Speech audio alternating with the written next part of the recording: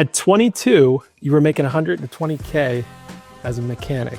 And I didn't really have like a system or a set point of like figuring that out. And so I got myself very confused at points of like being with people who were telling me that they really care about me. I just remember one time like coming home from school, and I would walk way out across the schoolyard so that I could see around my mom's house and see if his truck was there. I don't know if he'd get what you want that way, but I've always had that, like a certain kind of edge to me in that way. There's a certain kind of respect that I carry. It served me really well. I respected myself enough to accomplish, right, to seek, higher paying career, to like really stand up for myself, to really step out, to really go for it.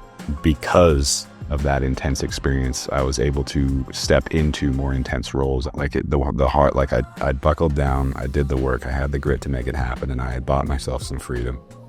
For as long as it might last, I bought myself some freedom. And that felt like such a gift after just the early childhood that I had, and then just like grind, like just like going for it, grinding, doing the hard work that I had done for the years that I had done it.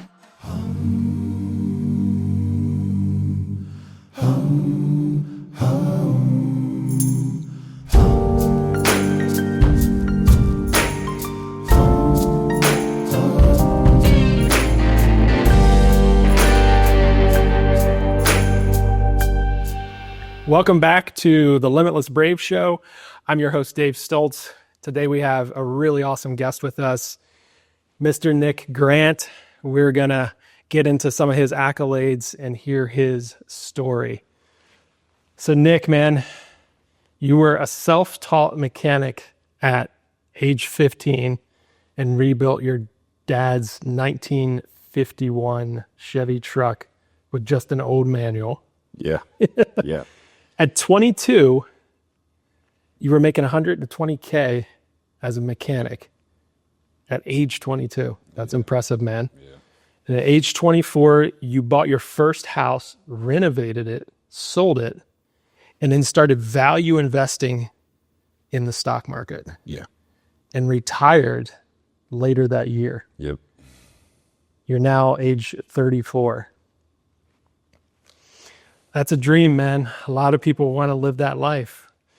And speaking of dreams, you've owned all of your dream cars, all of your dream motorcycles. My childhood dream cars. Your childhood dream cars. Okay. There's new ones now coming on. Okay, nice. So all your childhood motorcycles, all your childhood dream cars, you've owned all of them. Awesome, man. Yeah. And I think we're in competition here for this next one. So you've got a slew of broken bones throughout your adventures as a man, much like myself. I haven't had the crushed kidney yet, like you've had. Yeah, don't. And I haven't had my heart stopped due to blood loss. We'll have to get into that one. That's pretty crazy, man. And the last thing here, and something I want to talk about later in this podcast, is you spent the last 3 years revisiting your childhood and working through childhood stories, traumas, ideas, and you're relearning to socialize. That's interesting. Yeah. And you want to be able to give more without the fear of some of those stories from childhood coming up. Was that correct? That's exactly right. Ladies and gentlemen, welcome Mr. Nick Grant. Man, it's quite an intro. Yeah. Thank you. That's a good one. So, where did you grow up? What was childhood like? What was going on? Yeah, I grew up in basically high desert, Rockies, southern Utah, near Zion Canyon. Oh, nice. Beautiful area. Yeah, a lot of people, everybody that knows it knows how beautiful it is. And everybody asks me if I'm Mormon, so I'll just answer that right now. No, I'm not. Got a little bit of vendetta against those guys. Nothing personal if you are Mormon, but where I came from, it was like I was ostracized. And so I had this, I had like a pretty, just like part of the hardness of my childhood came from that. Oh, really? Yeah. Okay. Yeah, there was, that might be an interesting part, but like, I'm going to go back just a little bit. Sure. Yeah, my mom birthed me, raised me, took me to Las Vegas. She was a stripper, met my stepdad. He took us to Southern Utah. And then that's where I spent my like early childhood up until I was about 13 years old. Small town, Milford, Utah. So there's like about 1,000 people in that town. You know, you can walk from one end to the other and still not feel like you broke a sweat yet, you know. Wow. Okay. Yeah. Super small town. Super small. And then we lived out on some farmland. And so one of the things that I absolutely love to do, because I wanted to be out of the house every chance I could get. It wasn't a great place to be. And my mom was not I like my mom. Like she was really good to me. She had a lot of love, but she was like emotionally distant otherwise and had to work. Like she worked all the time. And so I did not want to be home with my dad ever. So like I would spend as much time as I could. So I'd be out in the cornfield. I'd be out on the dirt, just like, you know, out in the, we just had these big old sagebrush out there. So I'd be out in the sagebrush store. You know, they'd have these old rusty cars. So me and my buddy would go out there. We'd play in these rusty cars, you know, like just run around, shoot shit with our BB guns, dig our holes. Nice. Yeah. Doing boy stuff. Just doing what I can do. Yeah. Now, you said your mom was working. Was she still working in Vegas or was she doing something else? No. She had gotten a nursing degree. So she had gone into, I think like an LPN or something like that as soon as possible. So like when she had the free time to do that, she got that. And then she put herself through school. So she paid for her own schooling, got into a registered nursing program there in Cedar City. And once she got that, you know, that's when she had enough money to, you know, divorce my dad, get us out of there, and move my little brother and I to Portland, Oregon. And that's where I spent my teen years and my 20s. Oh, okay. Yeah, okay. So anything else about the desert that was interesting? I mean, I know that area. There's not much out there, man. There's not much out there. It's empty. But it's nice. And every time I go back, it feels like home to me still. I smell the air, you know, especially when you're up in the mountains. You know, there's like big desert plains and then these nice mountain ranges. Every time I'm up in the mountain range, you know, like the same smells come back to me. It just reminds me of that time. And Hi guys, Dave here. I want to talk to you about something we should all be paying attention to, and that is the security of our businesses, ourselves, our families, our homestead. And when it comes to travel, security should be of the utmost importance. Can you imagine being kidnapped and held for ransom? Or being carjacked, something that happened to an extended family member of mine in Europe just a few months ago. Or coming out of a restaurant after a delicious meal, going to your vehicle and seeing $15,000 worth of your equipment stolen out of that vehicle by a highly organized crime group, which is something that happened to me. So I reached out to my friends at Filex Global and I asked them to train me up to do an assessment of me and my security risk, how I travel, where I travel, and they did just that. It is really exciting, a little bit scary. With shooting from inside of the car, which was really awesome. Very scary at first. We don't know what's gonna happen. And I know I have a team to rely on and build and deal with through this mission. We've done a bunch of drills. We've done escaping different types of restraints. We've done the shoot house. We've done moving and shooting. We've done moving and shooting with partners. And it's been incredible. These guys bring their combat experience into their training. And I can't say enough at how professional these guys are. If you ask about a scenario, well, they'll recreate that scenario as realistic as absolutely possible and put you through it. So if you're someone that loves to travel the globe or you're an executive working, I would highly recommend you check out filexglobal.com and have these guys do an assessment for you to make sure that you're safe and that you can live out your dreams and they don't become nightmares. Check these guys out at filexglobal.com.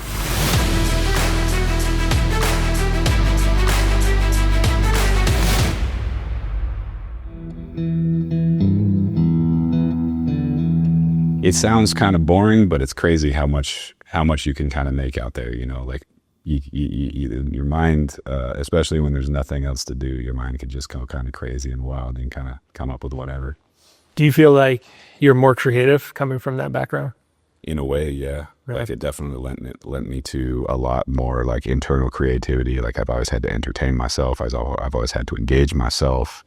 I've always had to be like, we did have like, my dad had ATVs and stuff like that. So that's another reason I think I got into motorsports, because I was always ripping it around on the 4-wheelers, Of course. and that was a delight of my life for sure at that time. Yeah. That's awesome. That's awesome. Now, were you close to the LaSalle Mountains? LaSalle, I don't know if I know. It's like closer to Moab area. Oh yeah. We're pretty close there actually. Cool. Yeah, that's a beautiful area out there. I love it up there. It's amazing. Yeah, or Zion Canyon and all that stuff. Yeah. Gorgeous. Yeah. Well, you definitely grew up in a very beautiful part of America. Yeah.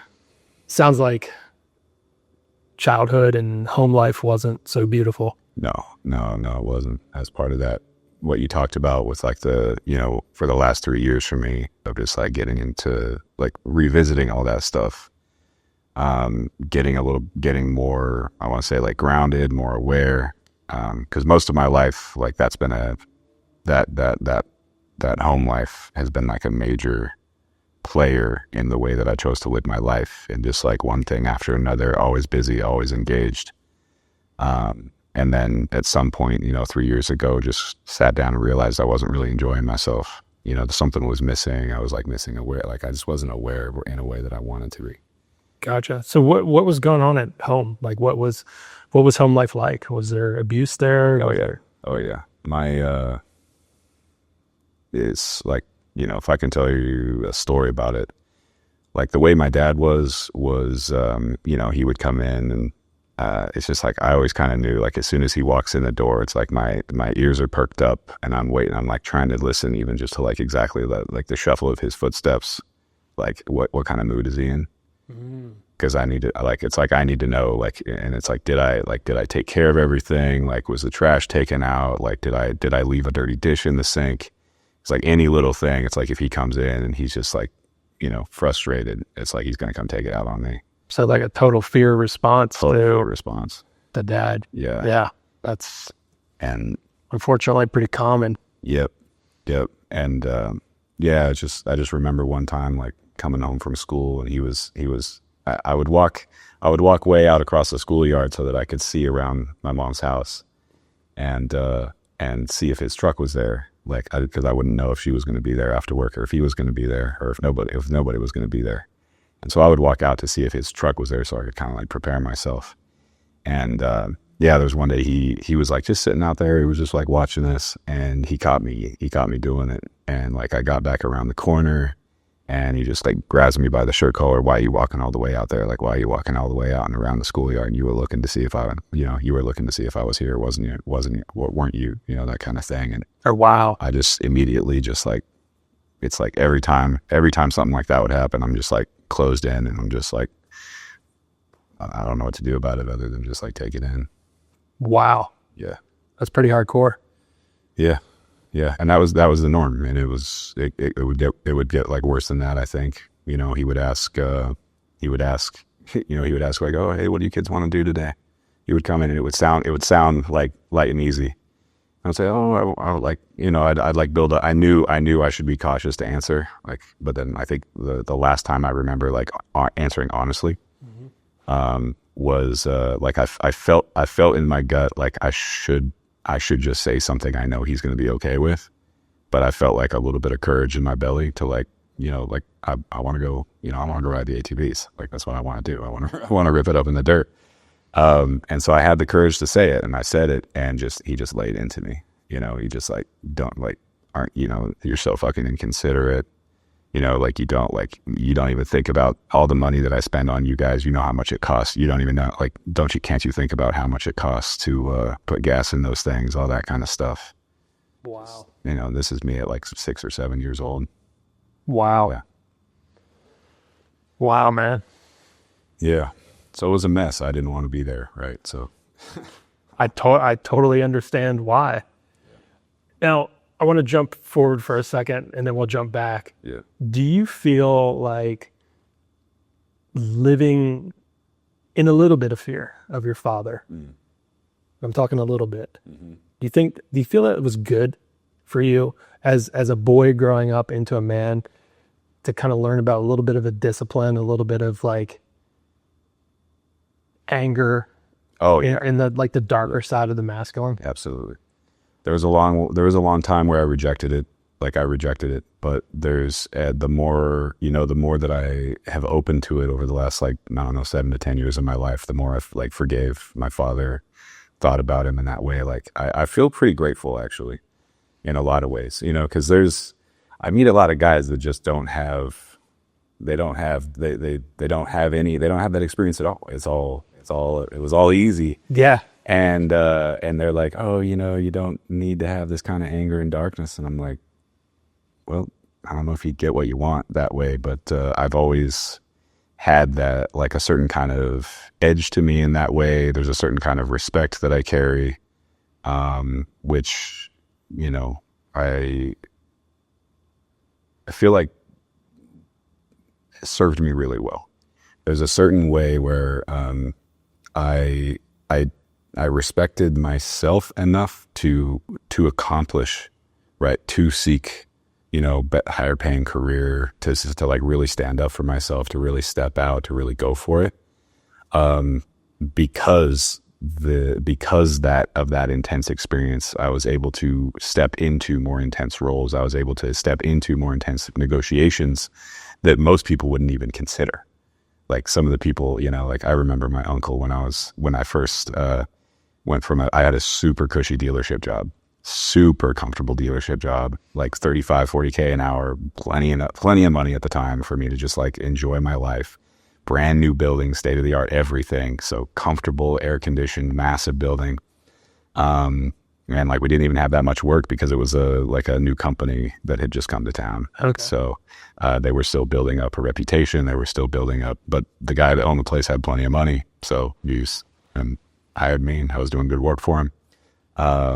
But then I got a phone call from a woman who owned a ratty old shop up in like Forest Hills up above Portland. And, she and I just like went at it negotiating. I did a little bit of work for her. I showed her what I could do. She knew what I could do. She wanted me, and she was pissed about it, but she made me a pretty damn good offer, a really good offer as far as mechanics go. 120 at years old. She was like, the way she looked at me, like she was tight, and she was like, I've never considered offering a mechanic this much money. And I was like, I'll do it. All right. Yeah. We made it. We made it to the agreement, right? And I remember telling my uncle, and I really trusted, I loved and respected my uncle. He was a doctor, and he was like a really kind guy. He was like a really kind, otherwise he had gotten a doctorate at like 40. Oh, wow. Just good guy, living his life, enjoying his life, really respectable guy. But like he didn't have that like grit to him in the same way that, so there was like, I always remember being a little disrespectful to him, but I had a lot of love for him and appreciation for how much like he gave. And I remember him and his wife, like telling me over dinner, because I told them about this job offer. I was like, I just got a job offer for this other shop. And they were like, oh, are you going to get insurance benefits? And I was like, no. Like, are you going to get all this other stuff? And I was like, no. And the look on my aunt's face was just pure disgust. And the look in his eyes was like the shock and like, please don't make that decision. And I like the feeling in my gut was like money. Yeah. Like, this is me. Like, I'm going for it. I'm going for what I want. And they're kind of like trying to talk me out of it. They're saying, but it's like the dealership job is safer. You're going to have your insurance benefits and those will build the 401k. And I was like, I don't need any of that. I'm a fighter. I'm going to fight for myself. Like, I'm going to get this, and I'm just going to go up from here. Right. And I felt that in my gut at the time. Like, I had no clue what I was doing. I was 22, but like I felt it in my gut, and like I was going to go for it. And I felt, that's where I had that kind of breakaway. For as much as I like respected them for being like, they were like more proper, more well like groomed and put together. I still trusted my gut and just fucking went with it. That's awesome, man. And that kind of grit is rare, especially today. Yeah. Right. The only place you really see it is like some really good business guys, military. Yeah. And that grit is so critical for men. And as we know. Yeah. And I got that because of that. Yeah. So that because of my dad, because of my stepdad, like I got that because of those experiences in early childhood that were just terrifying for a kid. But looking back on it now, I'm like, there's no other way I would have gotten that experience short of joining the military or something else, you know? Totally, man. Yeah. It's very interesting how these traumatic events for a child can shape you into a more strong guy. Does it work all the time? No, but Yeah. you're an example of where it worked. Absolutely. Absolutely. And I do, like, I'm soft. I'm getting a little softer now, but I still, you know, like, because of all of that, I have a hard time sometimes, like, empathizing, I guess, with some people who might like be crying about like little, to me, what feels like little stuff, you know, like your mom didn't say she loved you enough. Yeah. You might, okay. Totally. Sorry. I completely understand what you're talking about. Yeah. Like when you come from such intense abuse, such intense fear all the time, Yeah. it's like everything else is easy. Yeah. And yeah, when you see people whining over like little nuanced things that don't mean much, it's, you know, obviously to them it does, but yeah. Yeah. The people that have been through some more hardcore stuff, it's like, whatever. They're just kind of immune to it. Yeah. I feel like I'm trying to fit in sometimes when like, I think I understand what you're going through, you know, I do like that. Yeah. It's all scaled, you know, I get Totally. on what you've experienced, but Totally. Yeah. Yeah, absolutely. So you're using the things from the past to your advantage, clearly. oh yeah. You're financially gaining immensely at 22 years old. Yep. And how long were you working as a mechanic for this lady? Like, what was going on there? Yeah, I worked for her, I think it must have been 2, maybe 3 years. I think it must have been like 2.5 years, something like that. Working for her, doing great, loved the service. And we just had this like bitter relationship with each other, but we know like we were both in it for the money. You know, she owned the shop, she had owned it for 60 years. We all knew what we were there for, you know, like the service writer, but the other guy, like, well, the other guys at the shop were a little bit like, different story, but like the three of us knew what we were there for, you know? Yeah, to make money. To make money. And so it didn't matter how much we like didn't like each other, you know, like we would still come into the shop, like talk our shit to each other, like, oh, it's good to see you again, you know, like, where's the next car? Let's go. I'm ready to get to work. And I did that for a couple of years, and I think probably a little more than 2 years. And then actually, and this is where like I really pushed my limits as far as like that career went. I was just sitting and looking through the books one day. She was very like open. She left the books, you know, we could look through all the history and everything like that. I was just looking through the books one day, and she would talk about like her prize mechanic, like the best guy she had ever had. And I was like, oh man, that guy must have been awesome. That guy must have been so fucking cool. And so I'm like looking at all his stuff. I'm looking at his old numbers. And then I'm like, and I get like a little like, that's not, I saw the numbers and they weren't what I expected. Right. And I was like, what's going on here? And so I look back more and more like, okay, it's got to be a fluke. Maybe I'm looking the wrong time of the year. It's got to be a slow time of the year. I look at like multiple years. I look at like middle of his career, late of his career. And it's like starting to like be exactly what I'm what I'm seeing on the paper. Mm-hmm. And I go look at my numbers and I realize I'm 30 to 40% more productive than this guy. And that like, and I just sat there and, you know, I got like my fingers like this, like, okay, I can leverage this, you know? Yeah. Like holy shit. And how am I going to do that? I swear to like, for night after night for like 3 weeks, I was just sitting there. I was like on YouTube, like looking up how to, like I didn't do that much as far as like mathematics in school, you know? And so I was like looking up on YouTube, like how to calculate like progressive mathematical like equations and stuff like that, so I can understand. Because in my mind and in my intuition, I was like, if I'm making that much more using less of her space, right, I should be able to get more of the pie as I'm making more. Totally. Right. And it felt right in my gut. And I was just sitting there just doing math. And I to this day, I have no idea what I was doing. You know, I'm dumb as a box of rocks, but I can do what I do well, right? And at some point, I had like drawn out all these graphs. I had done like a pie graph and like this time money graph, or like scaling out like more money, like how much more is she making for every build hour that I produce? Yeah. How much more am I making? And what I noticed is that the more productive I was, the more money she would make, the bigger percentage she would make. Sure. And I was like, wait a second, that's not reasonable or fair. Like, I'm the one working overtime. I'm the one doing all the extra production. And like, she's got 4 other guys working for her. Like, and she gets to go home at a reasonable hour every single day. I was like, I want more of the pie if I'm doing that much extra work. And like, I was just sitting there and I was like, all right, am I going to do this? Am I going to do this? And I like walked in one day and I like showed her the graph. And I said, here's what I want. I said, I don't want to make this hard for you on hard days. So like, if I'm only billing, you know, let's say like an average is like 200 hours a month. If I'm only billing like 150 to 200 hours a month, you pay me what you've been paying me.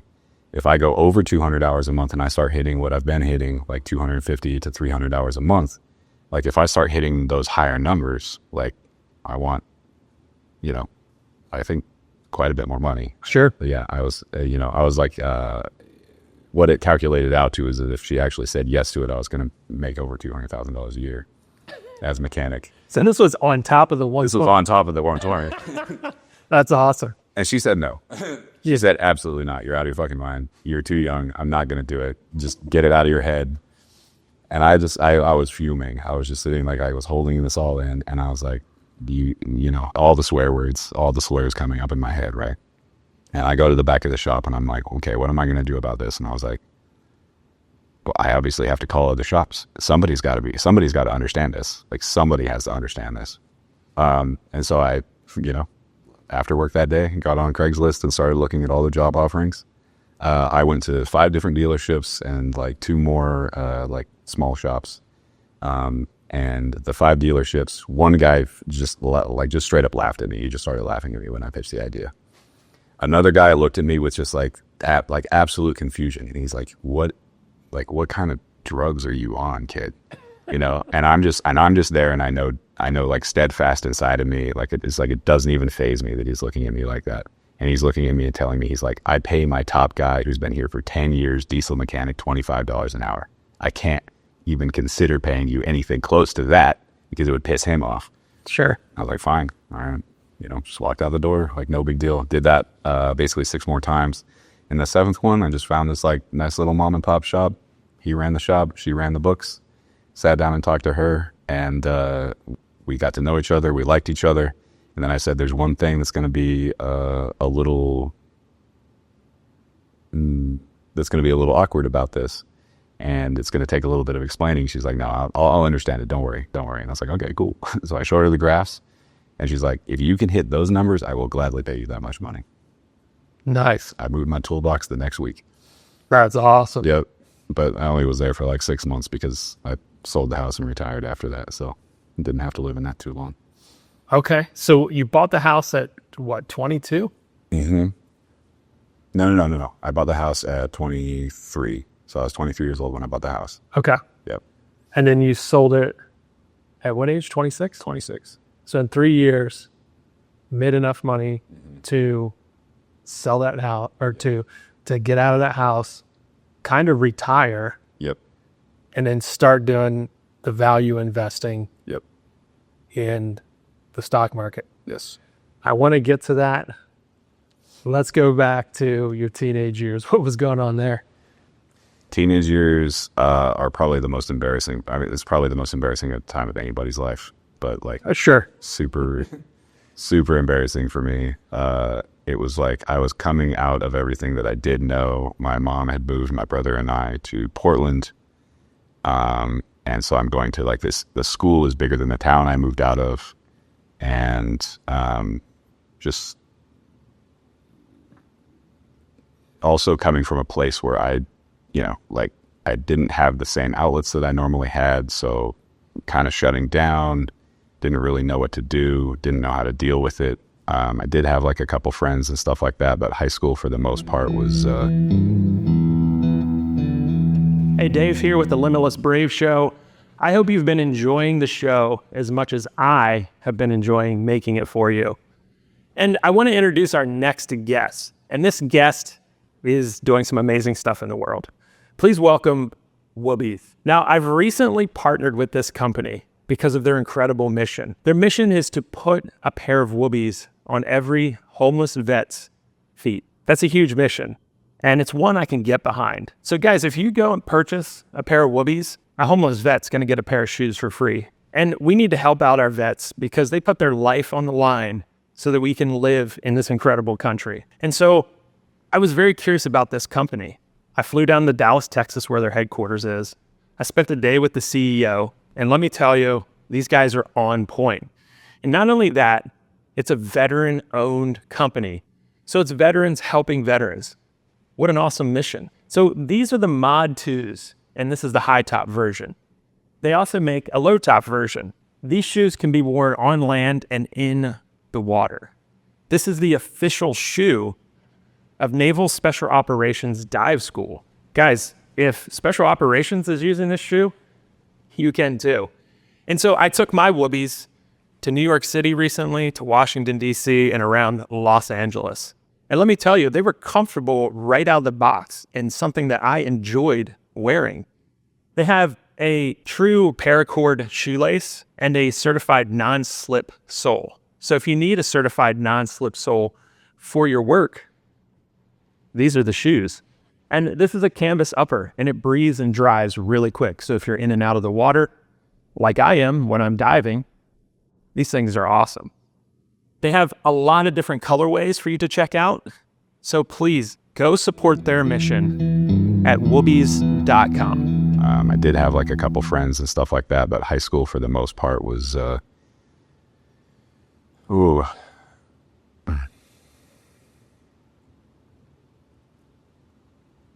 kind of figuring out how to transition from small town life to big city.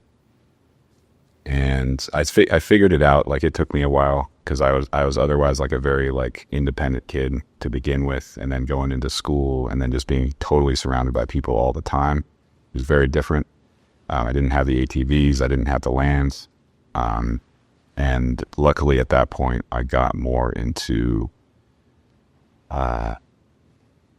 like cars. So I was starting to think about that. I was starting to kind of get into that interest, I guess. So I was like trying to find some outlets. I got more connected to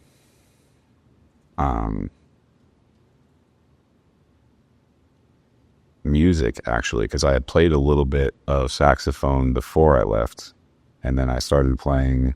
I kept playing when I moved, joined the band there, like the marching band. Okay. And that ended up being like the main connection for me to like stay connected and social in that school. I played alto saxophone. Was like pretty proud, actually. Yeah. Liked it. I was like very proud of being in the marching band. Like that was an interesting time of my life. Typically, marching band and mechanic don't go hand in hand. Typically. No, I guess not. Yeah. And I always have been weird for a mechanic. Like, you know, that was like I'm more musical and creative in that way, I guess. I don't know any mechanics that aren't weirdos. Yeah, that's true. That's true. They're all fucking weirdos. Yeah. We are all weirdos. Yeah, totally. I mean, it is what it is. I mean, I did my time as well as a tech, and yeah.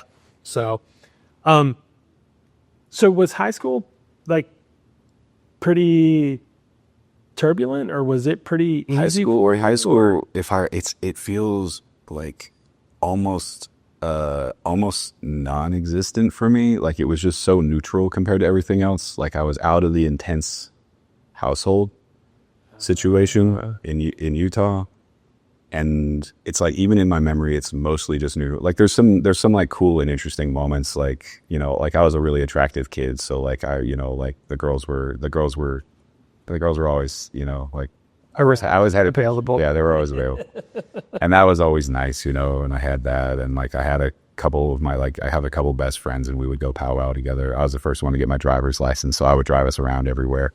And I loved it, you know, because I love to drive, and I loved all that kind of stuff. And, you know, I had a couple cool car projects, which, you know, comes back to that, like, Chevy pickup that, you know, my stepdad, you know, was, we were talking on the phone, and he was talking about that old truck, and he was just going to take it to a scrapyard. And I just had another one of those, like, strong gut feelings. I was like, no, don't do that. Like I want that truck. Like, can I have that truck? Like, if you're just going to set it to a scrapyard.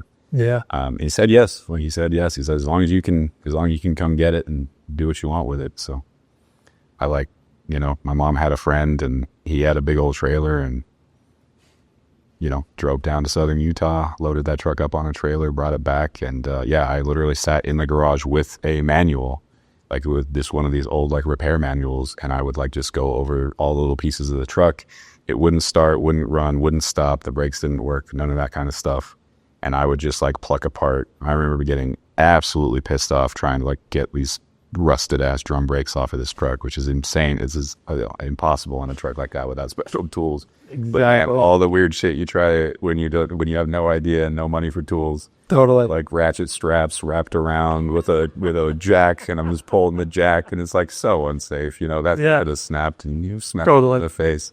But I was ready to make it happen. And this was at 15, right? Yeah, I was 15 years old. I think we had made the deal when I was, like, 14. Went and picked it up when I was 15. So I was, like, super excited to get it on the road and road rude by the time I had the license, you know? Nice, man. Yeah. Yeah, I mean, I remember when I was about that age, I was 16, and the head gasket blew up on my Subaru. Oh, they all do too. Yeah, and I had no money to get it fixed. I was just like, well, guess I'm going to have to learn. Yep. Yep. That's what I did. Didn't do a great job, but it ran. Yeah, I know what that life's like. You gotta do what you gotta do. Yeah, exactly. So you get this house. Like, had you ever done any home restoration, or is that, like, a new project for you as well? It was semi-new. Like, I mean, my stepdad, like, he was very handy, you know, so, like, I had a wood shop and everything like that, so he had all that kind of stuff. Oh, nice. So it wasn't like completely new to me, because I was around it all the time. Like, I had done, you know, I had, like, made little stuff for myself, you know. I was always a tinkerer, so I was always playing around with, you know, any of the toys and gadgets and stuff like that. If something would break, I would be on it, taking it apart, trying to figure out how it worked and see if I could put it back together, that kind of stuff. Love it. So I always had that in me, but for the most part, I hadn't done anything major. I had just seen it done. So I had seen my dad do a lot of stuff. And my mom actually was surprisingly handy herself. Like, she had, like, redone a bathroom in her house and a bunch of other stuff like that. And I'm very, like, I've always just been, like, a very observant kid, like, kind of introverted, observant. So I'll just sit and watch people do things. I'll sit and watch people work and just take it all in. And a really good, like, functional spatial intuitive memory. And so once I get to the situation, I can remember really clearly, what did they do? And as long as I can see it, remember it, or hear what they said, I can figure things out pretty well. And then, of course, from there, it's just, you know, trial and error. Yeah. You know, try something out. Does this work? But yeah, when I got this house, it was, like, right at the end of, like, there being anything available after the 2008 crash. So, like, there was a ton of good properties available after that for a little while. And I really, really tried, like, right out of high school. I had, like, a basic job at Meineke, and I tried so hard to get a loan. Nobody would give me a loan, you know? Of course not. And I had no clue. I didn't even know what the crisis was, you know, but I still tried, you know, like, I tried several times over several years, couldn't get a loan. Finally had enough money at 22, right? Obviously. And I just knew right away. I was, like, stoked. I was excited. Here it goes. I can make this happen. So I got the place, and the reason I was able to get this house, the reason it was even still available, was because the woman who had been vacated from the house had left her dog and her cat in the house while she was just trying to figure out where she was going to live, basically. And so this place had shit stains and piss stains like through the floorboards, like through the baseboards. And apparently, when the realtor, I found it on Zillow, and when my realtor came back to me, and he's like, I just want to let you know, you might not even want to go look at this place. The previous two realtors won't even go inside. Like, they won't go inside. I'm not going to go inside. So even if you want to go, I'll unlock the door for you, but I'm not going inside, right? Based on what he's heard about the place already. And that just made me feel, I don't know why, it just made me feel even more excited, because I was like, all right, awesome. You're like, cool. This thing's going to sit on the market. It's going to sit on the market. This is mine. And I'm just like, I'm going to figure it out. Like, I'm going to make it work. I walked into the place. It was absolutely disgusting. It was like, smelled terrifying. But I just knew it. That one, I just kind of like knew it in my heart. I was like, this is it. This is right for me. I can afford it. It's one of the last places on the market. And like, based on the purchase price, like, just whatever I can do in renovation, it was already going to be like $50,000 in equity. Okay. With nothing, with no time, like in no time, basically. And so that's the thing that excited me. And I had no clue what I was doing, but I did know that, like, if this thing is like fixed, you know, who knows how long it'll take me to fix it. But if it's fixed and I put $10,000-$20,000 in and repair this place, it's already $50,000 in my pocket. Yeah. That's a pretty sweet deal. Yeah. Yeah. And so I was just gunning for it.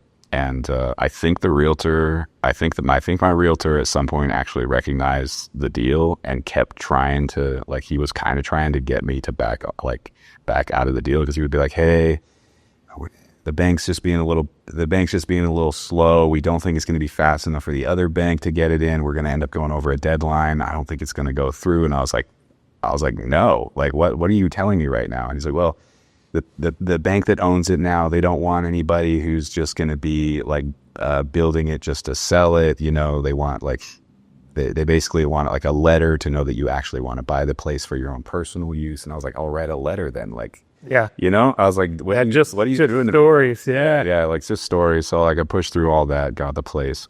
And I just remember holding the key, and I was so stoked.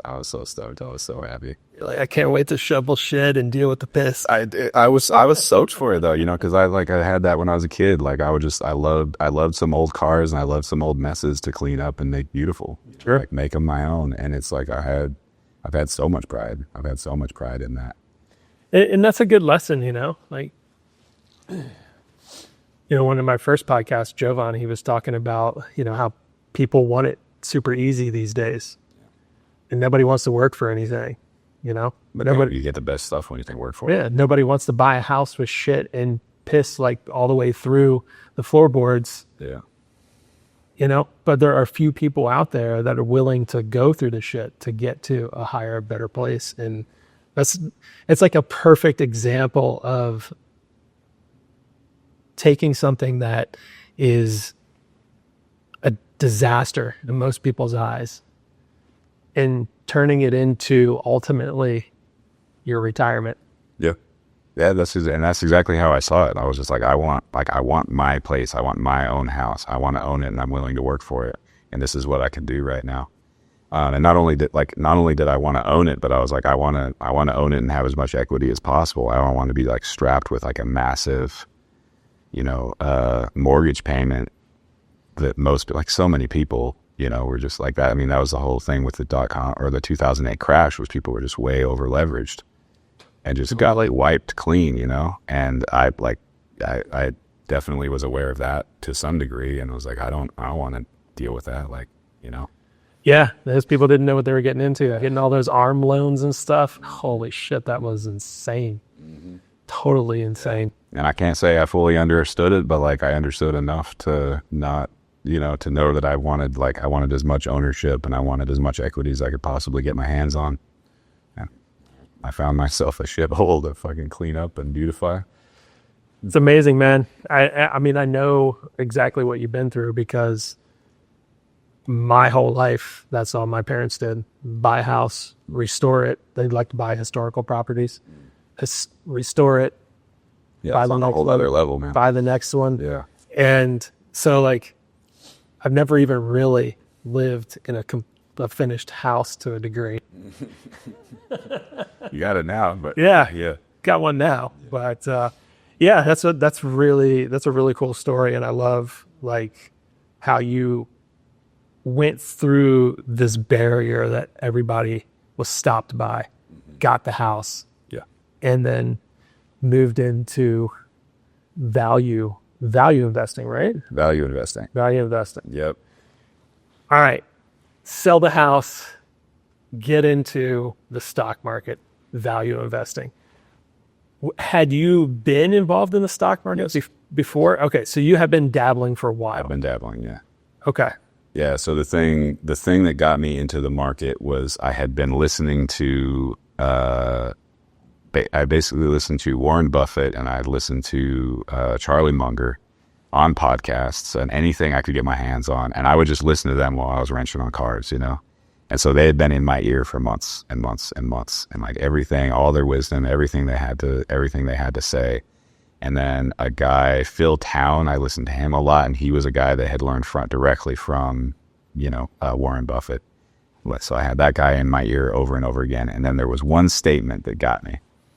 And he said, because somebody had asked him, how did you go? He's like, how did you go from like 50,000 or something, like some small number to like 1 million in less than a year?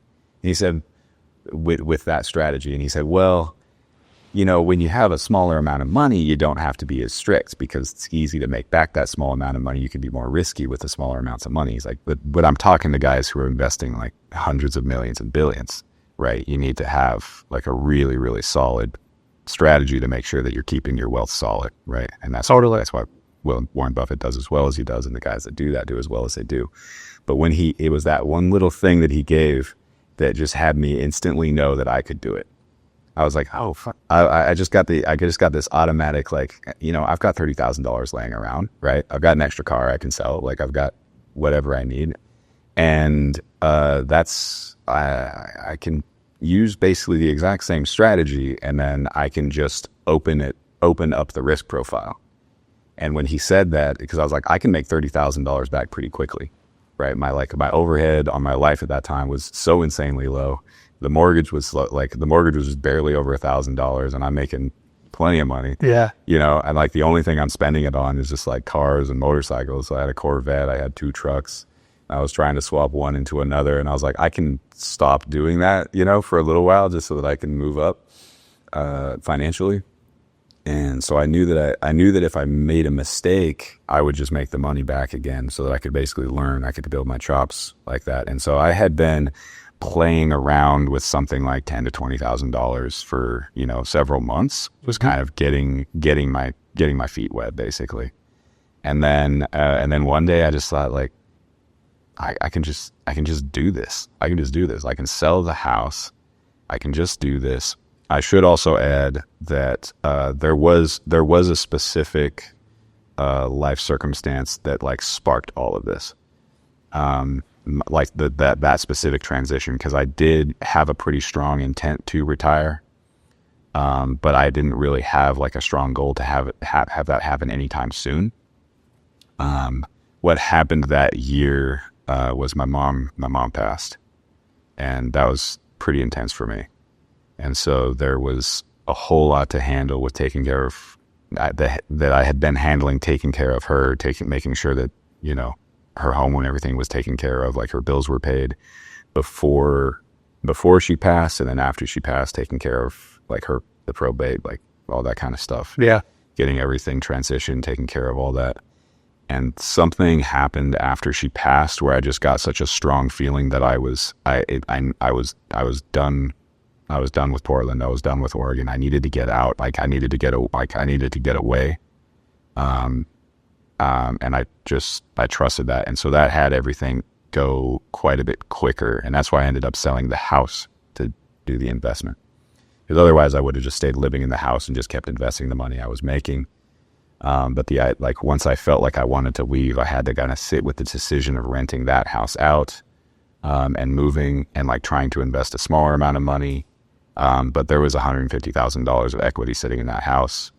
And when I was sitting there staring at that $150,000 and then thinking of like, well, if I can grow 10,000 into 20,000 in like 6 months, I can grow that $150,000 into $300,000. And I'm going to be living on that, you know, for the rest of my life. And then some, right?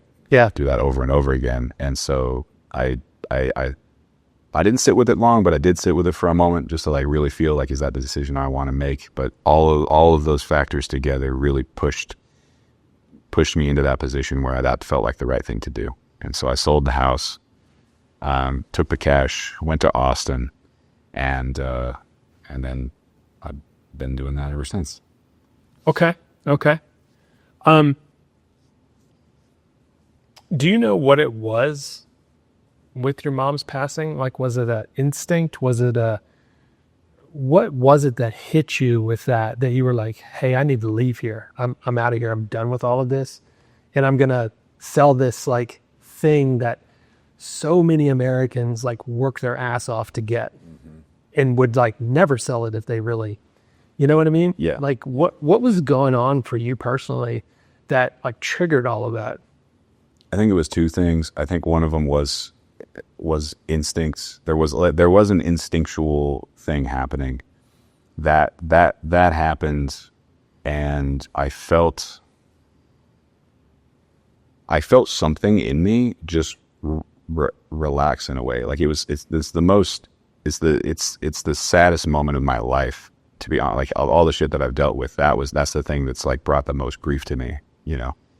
But after a certain amount of grieving, you know, over a couple of weeks, there was something in me just let go.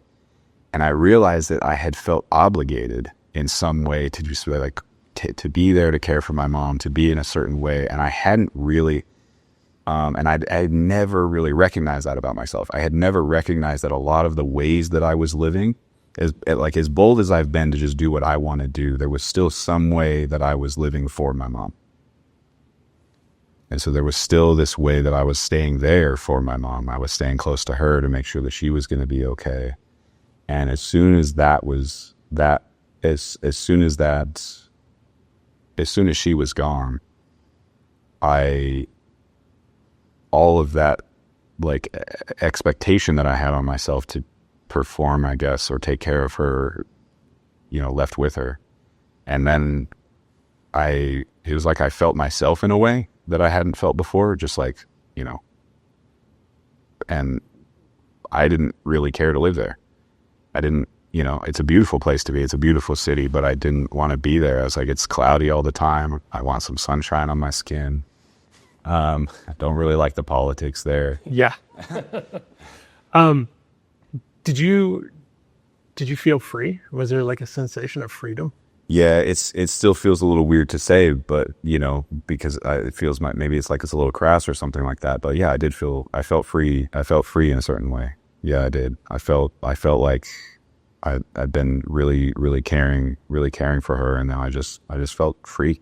I felt more free, and that freedom just kind of let me go in a way, to where I could look elsewhere for like where would I want. Otherwise, I don't think I would have ever considered leaving anytime soon. Like I don't think I would have even done that. But then as soon as I felt that freedom, like my sights were set. Like I was like, I want to go south. You know, like I want to go south, and Texas seemed obvious. Austin seemed obvious, and yeah, I made the move. Nice. Yeah. And did your mom pass from like an illness or what was? Yeah, partly illness. She had held on to so much. Her life was very hard. Her first husband at 18 ended up brain dead on a motorcycle crash after a fight. She never let go of that. My dad was a shit show. She never let go of that. My stepdad was a shit show, and she never let go of that. So there was this, like, as I had moved out, it got a little weird for her. And then once my little brother moved out, things just got like, she was fine for like a couple years, and then just slowly things just got weirder and weirder. And it was like, once we were out and she didn't have us to take care of, and she didn't have that drive to like like push everything, all her bullshit away. Like, it's like, I think she could push all her bullshit away because she was, you know, when we were in our teens, she was taking care of like my brother and I. Totally. Which is a whole lot of strength in and of its own, right? Yeah. Something to really live for. Something to live for, yeah. Not focus on. Yeah, and I do feel super fortunate for that, considering the circumstances. She had that strong of a drive to go anyway. But it didn't really reveal itself until I was about like 24, and then like it's like one more year went and things got a little weirder. It got a little weirder, and I didn't really know how bad it was because she would still put on put on a kind face. Dave here with the Limitless Brave Show, and gentlemen, this one's for you. Are you struggling with your dating life, or maybe your relationships? Possibly the marriage is on the rocks. Maybe you're having a difficult time making money. What about your health? Is that good, or is it in poor repair? And maybe you've tried everything you know how to do to climb that corporate ladder, but you're still not getting anywhere. Or if you're finished with the corporate world, you've been hesitant on starting that new business. Or maybe you just do not feel confident taking on one of the most unique roles we have as men, and that is being the protector. Guys, for the past 15 years as my full-time career, I've been coaching men all over the world on those topics and how to rise above everything that's holding them back to get that amazing dream life. I've been helping men understand the art of living masculine for a very long time, and I would love to help you. I have a very simple, nurturing, zero to hero philosophy when it comes to working with me. It's not anything difficult. It's not anything hard. It's not abusive. It's just common knowledge that I love to share with men to get their minds switched on in the right direction so that they can go out and live an amazing life that every man should. If you want to know more about this, check me out at limitlessbrave.com. Get signed up to my email list, and we'll be in touch. I didn't really know how bad it was because she would still put on put on a kind face. But then the last year, things got bad enough where she was actually starting to complain. Like, she was actually starting to ask for a little bit of help, like a little bit of like care from like her oldest sister. And like, she didn't really want to ask for help, but she was telling me about enough stuff where I was like, I got to help you, because she basically couldn't show up to work anymore. And she just had all this pain in her guts, but she would go get scans and there was nothing there. And it's like, you and I know how tight and how messy it can get when you're holding on to that much pain and trauma and emotionally, because you've never gotten the chance to let it out. Never really felt safe enough, And so I still believe to this day that she was just holding on to so much of that past, like grief, guilt, everything, all her beliefs about how she should have been living, how she should have done everything better, all that kind of stuff, that she had been holding on to that. And finally things got a little wild because she had been taking some antidepressant meds. And it was the doctor or the psychiatrist who had been working with her at the time was switching her back and forth between different ones because she would take Jesus, which we know at this point that's absolutely terrible for somebody's like physiological and psyche. But like, and I didn't know. I didn't know at the time. I didn't read anything of this until after the fact. But they had been switching her back and forth because she would take one and then she would feel anxious and she would take another and she would feel mopey. But they would just be switching her back on and off like 3 weeks at a time, 2 weeks at a time. And these are drugs that you're supposed to be weaning on and off of for like months and months. Sure. Right. At best, Yeah. That would be rapid. And so by the time we were getting to like the end of like the last year, I was starting to become a little more aware, like her oldest sister and her husband, we were talking about it. Like, we need to do something different. We need to get her out of this cycle. We found a more naturopathic guy who had a PhD, who had all this stuff, when we sat down and talked to him, really felt like he understood we need to slowly wean her off all of this stuff. It's going to be a little wild for a while. Like, will you guys be able to take care of her? Like, and I was like, absolutely. Like, I can, this is why I left work So I don't consider myself retired at that point because I was still, but I like left work, was looking off the stock market, went to work with her. And, but I was like, yeah, I've got the time. I've got the time. I can live with her. I can take care of her. I can keep an eye on her. And so we were having these conversations to get her weaned off, and he was going to overlook her. He was going to try to get her diet really nice and cleaned up, make sure she's on an exercise platform.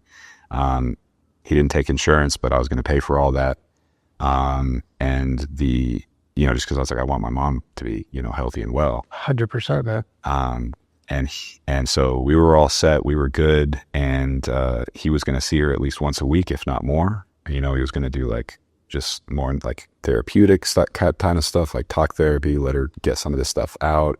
He had a lot of other modalities, which are kind of cool. He otherwise just felt like a great guy to be around. So I always felt pretty eased by him. I trusted him. And so we were actually starting to feel like, okay, we're going to make some progress here. And, she just had she had one intense blow up, and she's just screaming at everybody. She's like, I'm going to the hospital. I'm going to the hospital now, and they are going to fix me. They're going to find out what this problem is, and I'm not leaving until they do. And so she stayed in the hospital. We were talking to her she was in the hospital for like a week, right? Just refused to do anything else. We finally get this guy to come in. He talks to her. We talk to her. And we basically like talk her down to say like, look, we got to try something else. The West, like this Western medical system has not solved the problem. Imagine that. Yeah. They're not gonna solve the problem. So whatever we think is wrong with you, we've got to try something else. We want to just go home. Don't worry about work. The bills are paid, right? Your bills are going to be paid. Doctor's paid for. Let this all off your mind. Unload. Go home. Have your freakouts. And we're going to figure this out. We're going to take our time. We're going to figure this out with this guy. And she finally took it in, and she relaxed. She said, okay. We got her home. And I took off so that she basically went up to go to sleep. She hadn't been sleeping. I'm like hanging out. I'm like, I hear her start snoring. I'm like, oh, thank God. Like she got to sleep. I went out, got some food, did some shopping, hung out with my girlfriend for a little bit. And then I was like on my way back, I was going to wake her up so we could go out for a walk. I walked up, and I found her, and I was just like, I was a little confused, so like, Oh, you found her? I found her. She was still breathing the same way that I had left. And I was like, damn, she's snoring hard, it is kind of wild.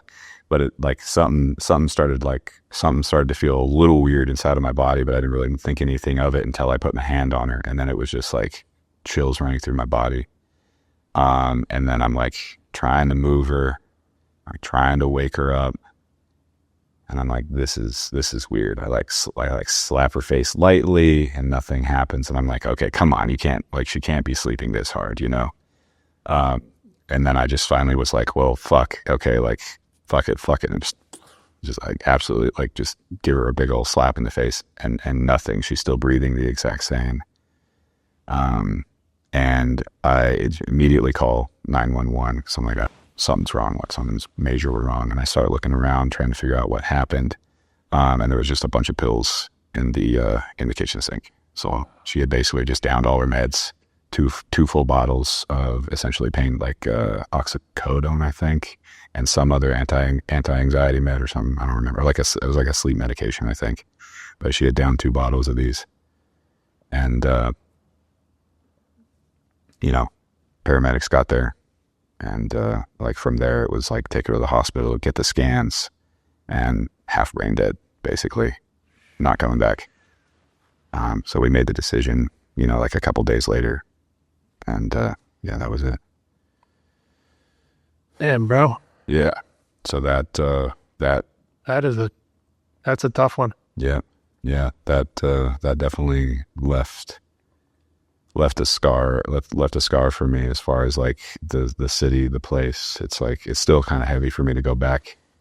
I still own her house, between my brother and I, like we still own her house. And so I rent it out. And so I still go back, I still go check it out every once in a while. And every time I go, I still get that feeling. Yeah, man. I'm sure. Yeah. Dude, that's heavy. Yeah. That's heavy. I can empathize with that because that, my uncle committed suicide. I think I've told you that before, but it just saw what it did to my family as well, and to me as well. And just like seeing somebody do that Yeah. it doesn't make sense in the moment. No, it doesn't. Yeah. It didn't make sense. It was very confusing. Yeah. Yeah. And it didn't, the brutal part was reading her journals afterwards. And like she had been writing suicide notes for years. Oh, wow. She had been writing suicide notes for years, and I wouldn't have had a clue. I mean, I knew she had a hard life, but I always felt like she was just kind of like, shit's hard, gonna buckle down, gonna live anyway, I didn't know she had been thinking about it, even writing about it and planning something like that for as long as she had. And so that was probably the hardest part. It was finding that out afterwards. Yeah, definitely. From that place, actually, let's come back to that in a little bit. Yeah. When you decided to leave Portland, was that when you officially retired, or was it when you got down to Austin? Oh, it was when I decided to leave. Yeah. You were retired. I was done. Yeah. Like I was still doing work, like a little bit of work for a shop, like nothing crazy. I would work half days. So I wasn't like officially, working anymore, but I was just like showing up to do some work so I could, keep paying the bills while I was waiting for the house, like all the, everything with my mom's, estate to clear up, and everything with my house to clear up. So I had to get my house sold, and that takes time. Yeah, totally. Yeah. And like those little things that the inspectors found that I had to fix and all that kind of stuff or had to get fixed, I guess, actually, because I wanted it done a certain way. But like I made that decision after that while I was still in Portland. So technically, at that point was done with everything. But once I loaded up, I had a 2000 Chevy pickup, U-Haul trailer. Awesome.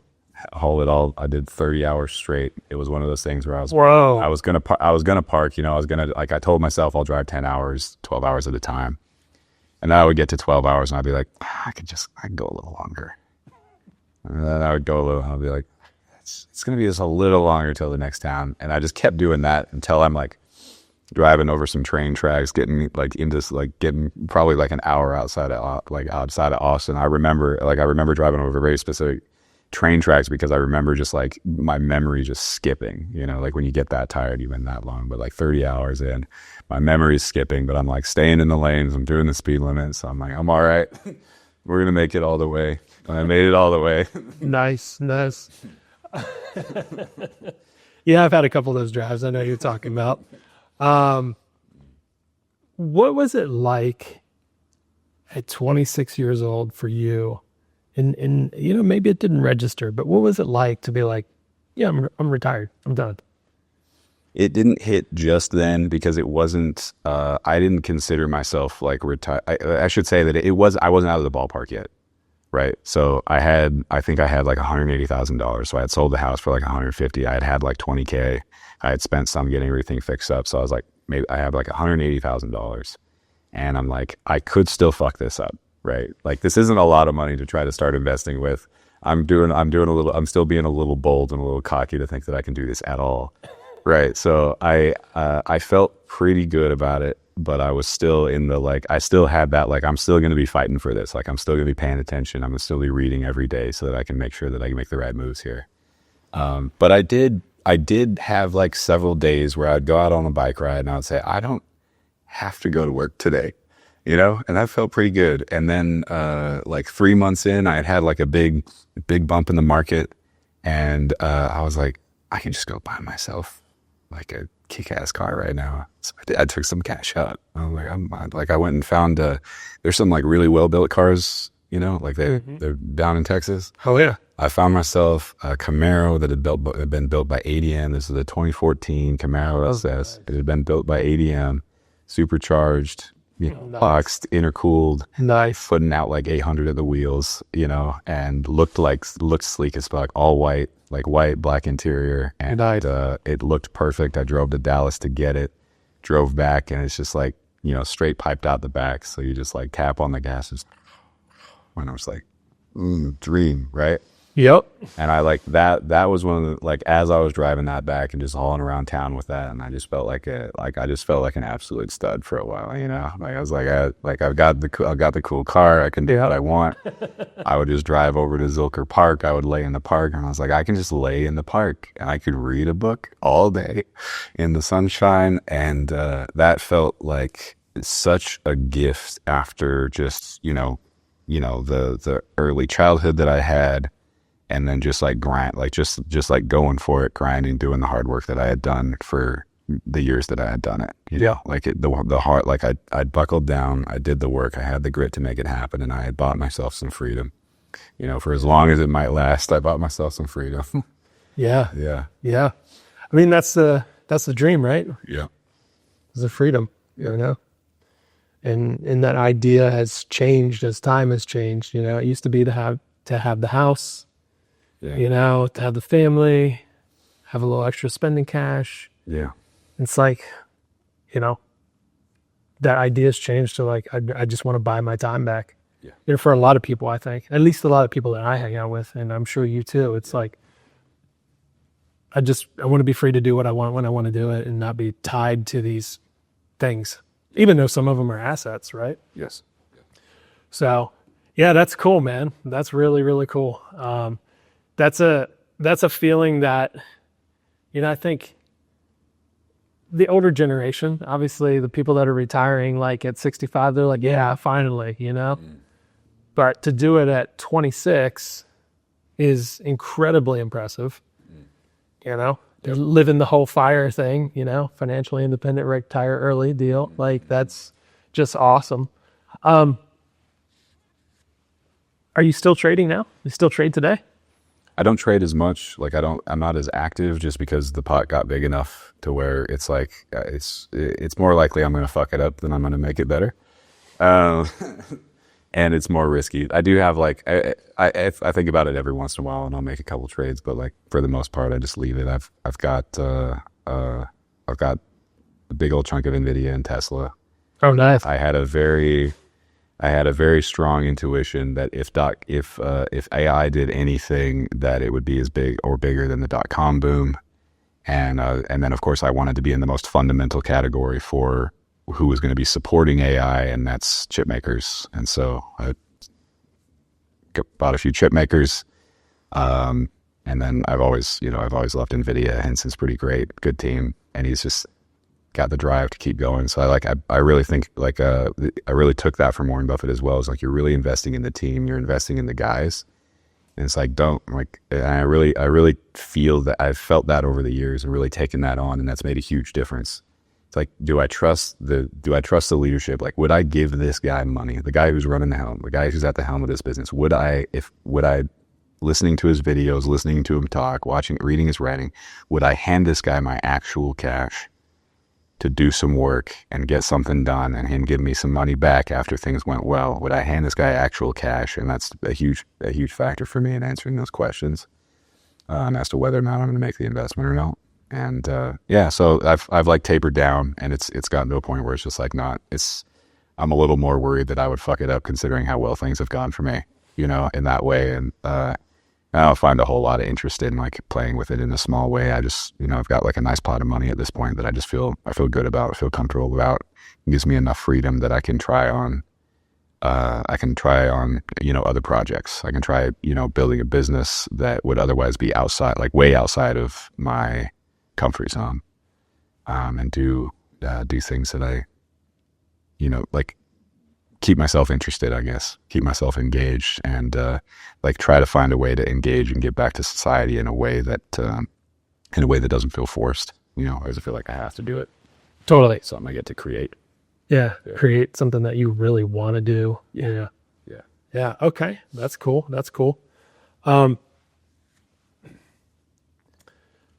You had mentioned earlier that, hey, girls, dating life, easy peasy. Right? I think it's really interesting. So that you said you're learning to socialize again. You're learning to, work on some of this childhood stuff that happened. What have you been doing? What have you discovered? And how are you learning to socialize again after having, at least, when it comes to dating, there's lots of socialization that's required for that, right? Oh, yeah. So at some point, like, you were obviously good and looks help a little bit, right? Oh, yeah. But They're pretty lucky there. Yeah. It goes a long way. yeah, it does. It does. But, what have you found out in childhood? We'll just start there and then we'll go into the socialization stuff. Yeah, the biggest thing, the biggest thing by far is trust. It's like my capacity to trust people has always been just like on the floor, like very, very low. Like I don't like I said, like I mentioned a little bit about the growing up in a Mormon town where I was not Mormon. Like I was 6 years old. Like I always had friends, but it was like before I was really conscious, of anything. And then I just remember becoming conscious and like I wanted to hang out with specific friends. Like I would, I'd say, hey, like let's, like I want to come hang out with you guys. And I remember one of the dudes just saying like, yeah, we can't, like my parents said I can't hang out with you. And just like that just like crushed me. It crushed me. I remember being outside of like, the wrestling gym. Like we had just done some wrestling practice and like, I just teared up, Well, yeah. I was like, we could connect at school, and that was about it. But they had like a whole community. So I was like, church community and all that stuff. So huge break in like, just like trusting peers, my dad, obviously I didn't trust him. Sure. That makes total sense. And like, as far as like being connected to somebody, like I trusted, like the way in which he was absolutely great was that like, he was a hard worker. My mom was like this too. They would work hard. They would buckle down and they would make it happen. They would make sure that we had as much as we possibly could. As pissed off as he would get, everything was taken care of. Everything was always taken care of and he did what he had to do.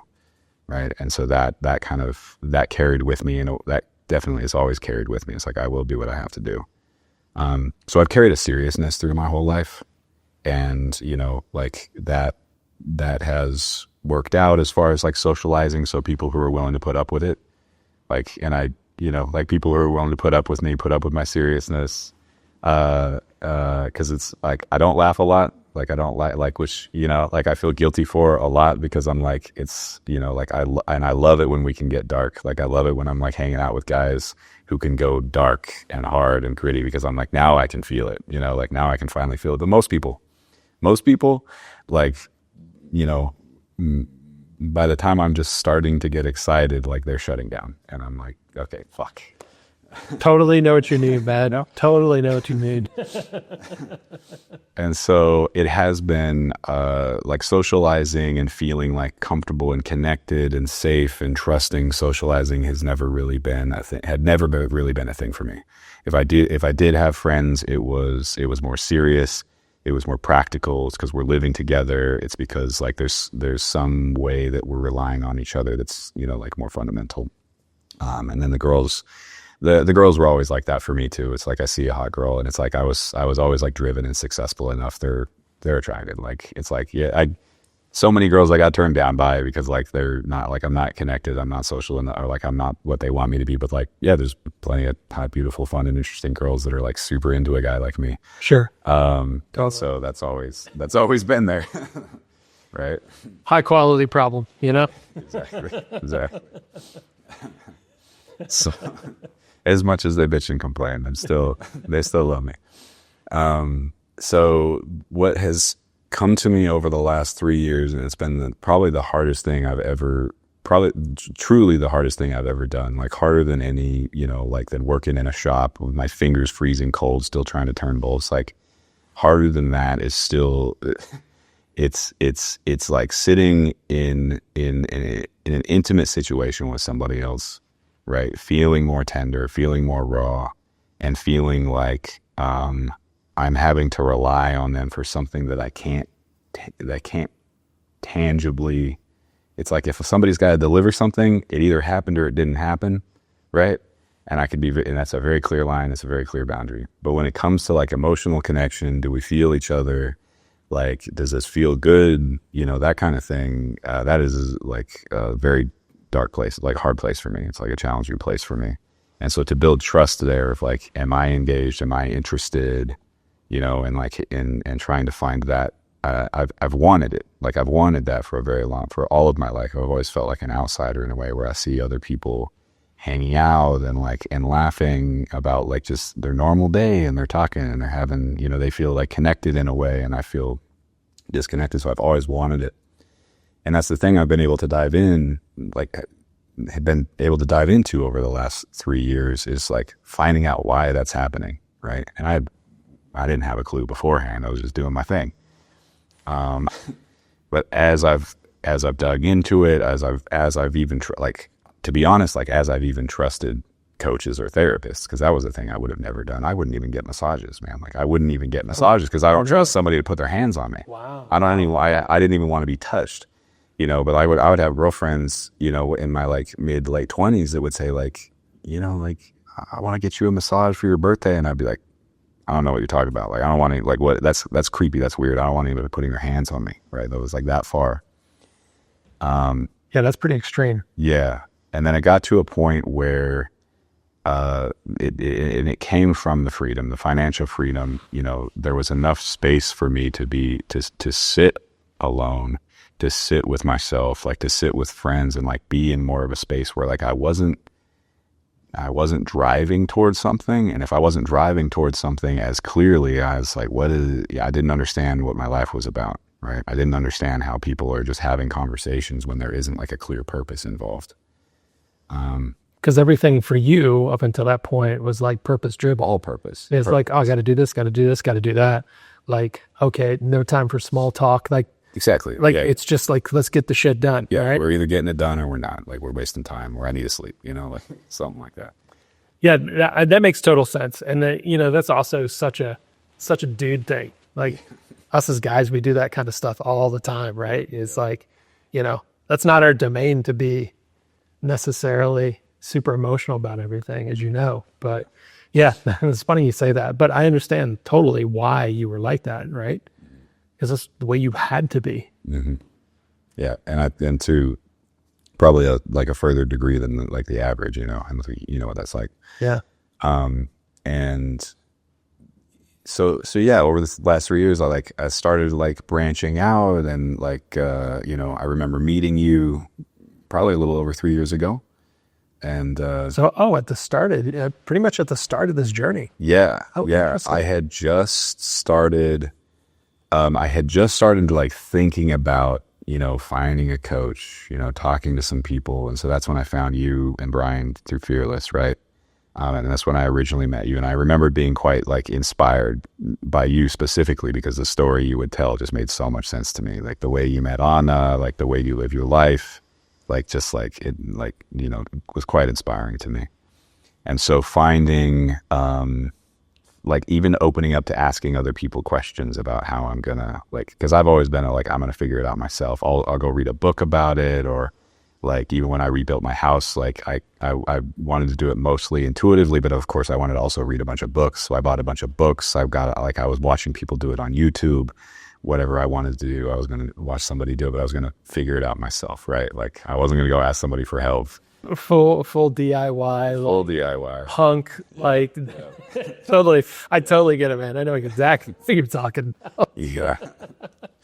And I had always been like that. And it's like, and so making that break and finally like reaching out, asking for help. And even at the time I still had, like, even when I first started doing it, I had so much pride in it that I was like, I'm showing up to like, just see what you've got, you know, that kind of mentality and attitude. And as I've trusted a little bit more, as I've opened a little bit more and more and more and more over the last 3 years, it's taken me more into going through those memories of like why I don't trust people, you know, like what's going on. And is that, and how I had locked so much into those experiences that I was just kind of just driving forward. Like that's how everybody is. That's how life is. That's all the experience there is. And more opening up to the possibility that like, you know, not all dudes are my father. Like not all people that are my peers are, you know, like that situation when I was a kid where, you know, they just, for some odd reason, you know, I'm some random outsider. They just can't, that I don't understand, you know, like they like people actually see me, think I'm cool, want to hang out with me, and like we can just do cool shit together all the time. Yeah.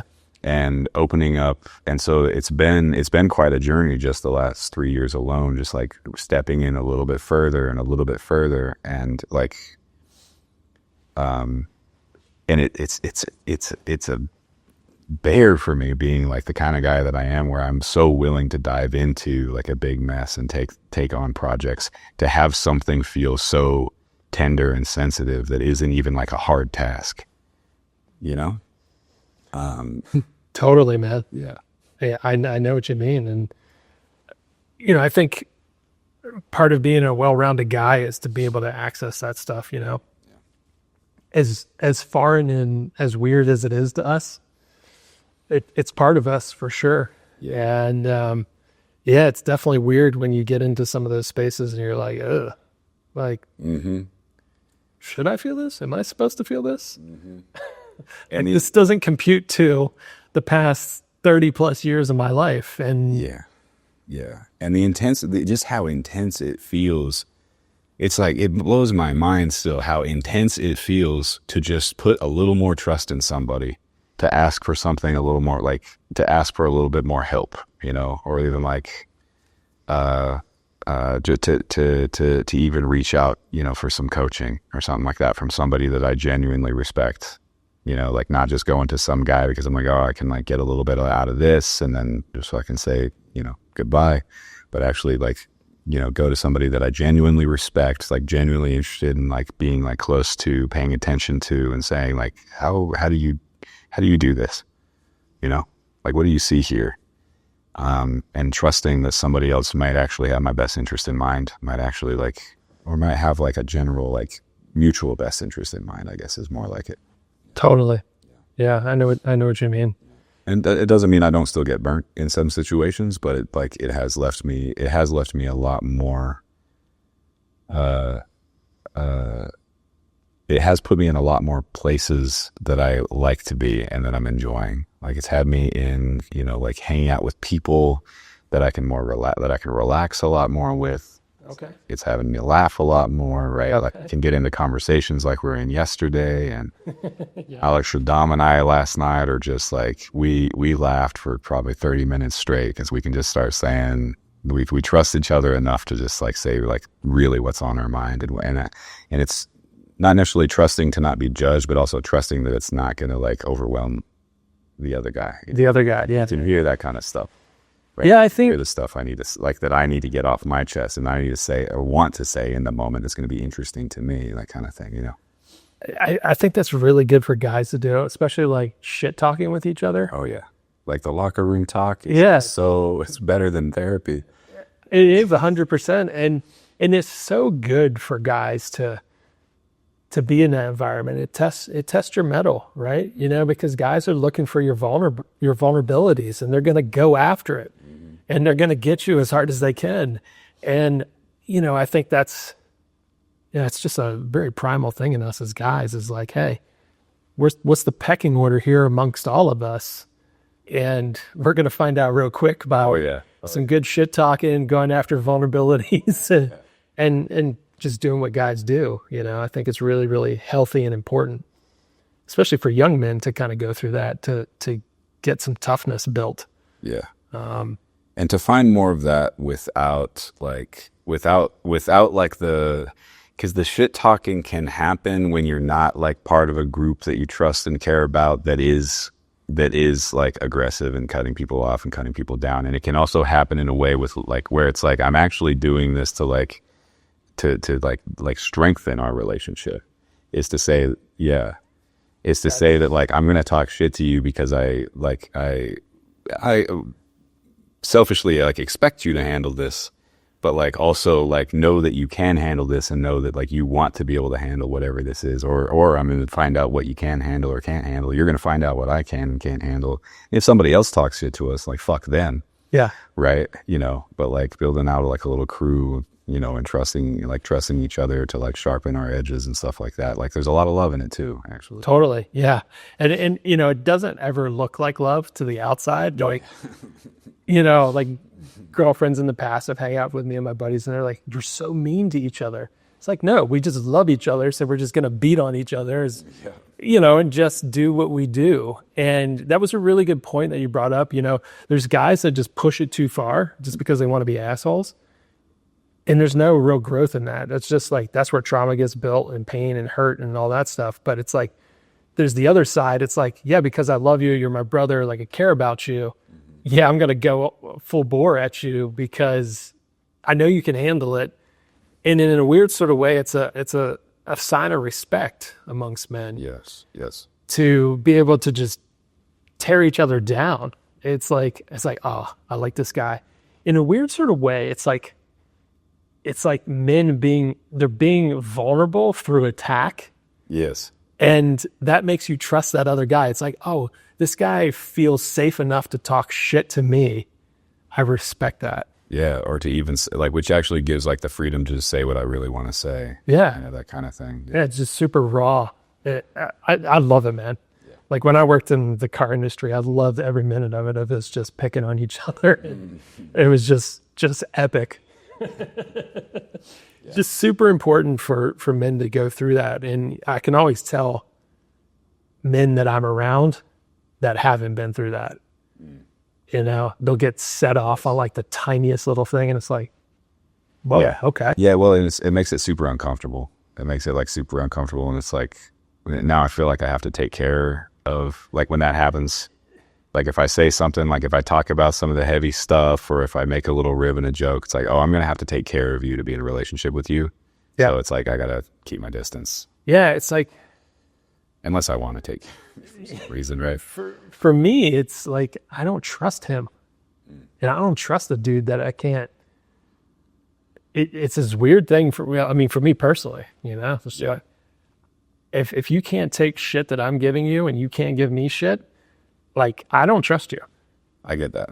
You know what I mean? And I'm learning that about myself. It was something that I wasn't as fully aware of. It was just more natural, you know, back in the day. It's like, especially when I was in the shop days, it was like, I looking back on it, I felt way more comfortable with the guys that would just say anything, you know? Yeah. And like, I could say anything. And then like when the head office would come down, it's like, we're all like, ooh, you know, we're being good now, you know? Yeah. Like, you know, like, you know, and that was a joke in itself. Like that was all good time. Like even back then, before I really like understood what was going on, like I've always trusted the guys more who can just speak their minds, who can say stuff, who can make some like killer jokes. Oh yeah. You know, call me names, you know, like totally whatever weird stuff they come up with that day. Totally. Yeah, exactly. And you know, it's like totally random, and it's like, where did you come up with this? Like, oh god, it's like the creativity. Yeah, the creativity is unbelievable. Yeah, that's the thing I love about, and that's like a little test for me, you know, with new guys when I meet them. It's like I want to test and I want to poke and like talk some shit. It's like, can you hang or not, you know? Yeah. That's been a big thing for me, is actually learning to like own that for myself. It's like, as I've learned to like, because I've had to go through a whole journey of like finding out how to trust other people. And I didn't really have like a system or a set point of like figuring that out. And so I got myself very confused at points of like being with people who were telling me that they really care about me. But then when I start to play and when I start to have fun and when I start to like really express myself, like they're freaking out and they're pointing a finger, being like, you're, you know, this and that and the other, getting really reactive. And I'm like, oh, I must be doing something wrong and bad here. And it took a while to really like detangle all of that and find out that I had just like, to find the difference between the guys that I can trust hanging out with, because when I say the thing I'm thinking, they're relieved. Yeah. They're like, thank God you said the thing that every single one of us was thinking, you know, or that like I thought you were thinking or something like that. Because it's just like all of a sudden we can be real, like totally real with each other. versus like the guys that I'd been hanging out with who like when I would say the thing I was thinking, they like close off and they're like, it's like they look like they start scheming or something like that, like trying to figure out how to get whatever they need to get out of it. I don't know. And that really made sense to me that I don't trust it. Like I'm getting that. I'm like learning that. Like I don't trust a guy who I can't say what I need to say with, Yeah. Yeah. Yeah. And it's like they get offended and like, it's just so weird. And then start like changing the whole like, but you said this, but you said that. And I'm like, I was trying to make some jokes, man. Like, like, do you need me to say sorry right now? Like, but you wouldn't have done. And I'm like, okay, this is getting really fucking weird for me. Like I'm like, which is to say, like I am like, if I go a little too far and I go over the line, like I'm like all for apologizing. Like I'm all for saying sorry. Like I'm like, I've definitely gone too far. Sure. Like 100%. And I don't like, maybe not when I was younger, I would have just said fuck off. But like nowadays, like I'm like, I definitely want to build good relationships. And like, so like if I need to apologize and, like say, hey, like, didn't mean to go so far, I do care about you. Yeah. Yeah. There are some sensitive dudes out there that get a little butthurt around certain things, but, the building this trust component to your socialization. What have you figured out other than just like, hey, I realized that I wasn't trusting people. Yeah. What other things have you figured out by doing some of the work that you've done? Well, when it comes to, maybe not even trust, maybe we've covered that already, but anything else like when it comes to socialization? Yeah. Expectations has been huge for me. I carried so many expectations of people, and it was like either they performed or they didn't, right? Like if I worked with a guy, like it's like either he performed, like, back when I was a mechanic, it's like either he performed or he didn't. If he performed well, I liked him. If he didn't perform, I didn't, it's like, how can I get this guy out of the door? Like I don't want him around here anymore. Gotcha. So there was not really any wiggle room for, like, it was just like pretty quick to judgment, I guess I would say. Same thing with like dating. It was like very quickly, like if she just didn't do the thing that I expected her to do, like we're just moving on to like I'm breaking up with her, I'm moving on to the next girl. Gotcha. Yeah. So like very little wiggle room for the human factor of people. Yeah. Very little. And that's opened up a lot in like with the trust thing is more like, okay, people don't necessarily know what I'm expecting, right? Like they aren't just like, people aren't just doing one thing. I mean, we can be pretty repetitive as people, and there's a lot to expect based on how people act, but I can still, I can ask for things to be different, right? And like that, learn to trust that if I ask for the thing, I'm giving them an opportunity to earn my trust, right?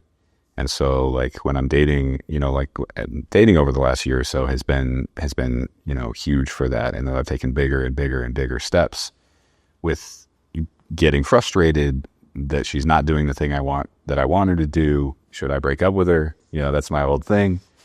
And taking the time to just feel pissed off and frustrated and figure out like, okay, what do I want? What am I like? Let me assume for a second that like maybe she would want to do the thing I want her to do if she knew what it was, and ask for that.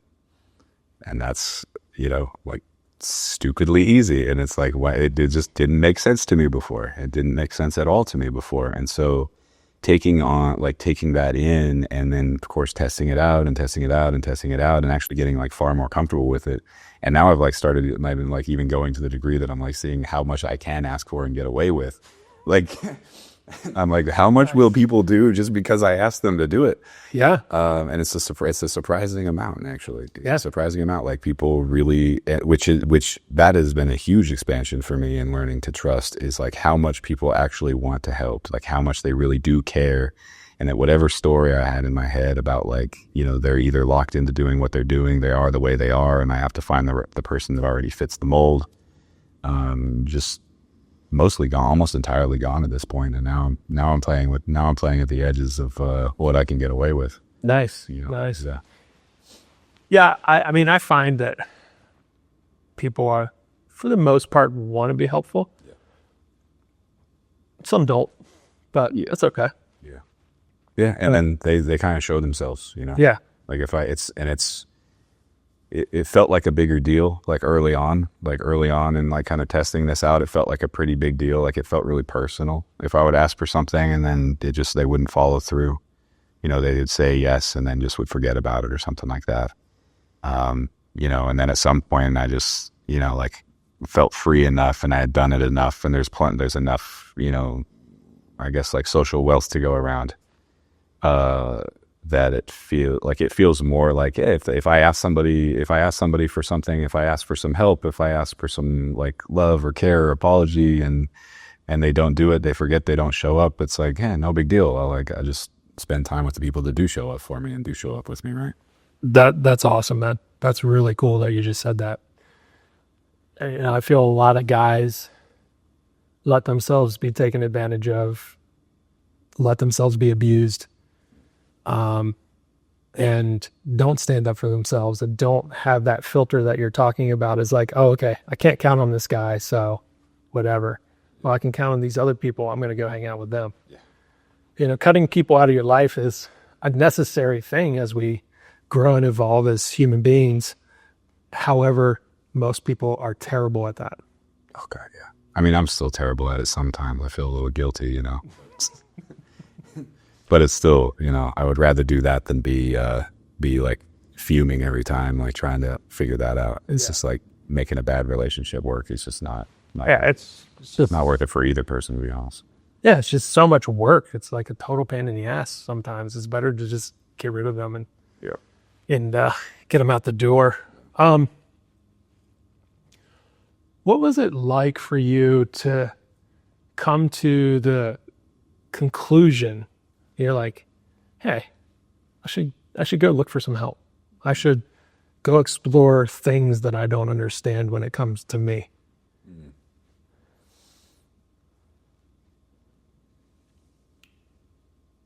I think it was a slow build. I'm trying to remember the day that I like. It was like a flash. This is what it was. It was a flash of self-awareness, right? I had like read some books and I became aware of what I was doing. I was reading some books about like how to feel like more connected, you know, socially, how to feel, you know, more, you know, like more intimacy in relationship, you know, that kind of thing. Cause otherwise it had just been very, you know, clear cut and dry, having fun, but in like a very narrow, like pretty narrow kind of connections.